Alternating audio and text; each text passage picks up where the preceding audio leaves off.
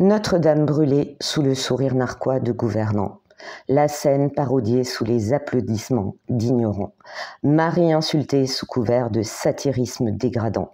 La liberté d'expression et le droit au blasphème sont hors limite, permettant à des dégénérés en manque d'éducation de cracher leur mépris, leur haine, leur frustration uniquement limitée par les subventions qui les biberonnent depuis des décennies.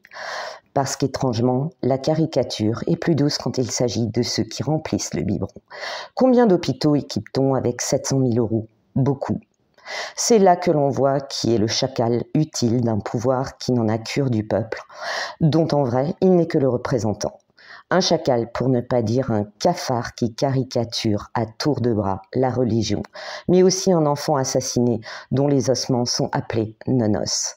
Au pays des déviants, le malveillant est roi. Sans limite aucune, il insulte, salit, dégrade tout ce qu'il peut se permettre sous la dent, dans une indifférence méritée puisque ce type de chacal reste dans la fange dans laquelle il est né.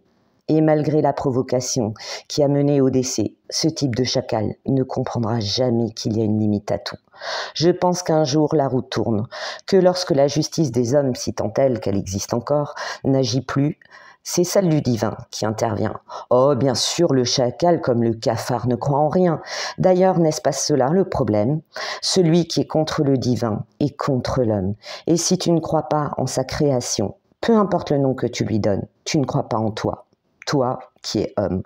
D'où peut-être cette incapacité à faire rire sans blesser, à amuser sans insulter, à dessiner sans gribouiller, à satiriser sans écœurer. Et ça, le chacal ne l'a pas assimilé. D'où son piètre besoin de scandaliser pour exister, parce qu'il est incapable de mieux réaliser. Aragon disait que celui qui croit au ciel, celui qui n'y croyait pas, un rebelle est un rebelle, deux sanglots font un seul glas.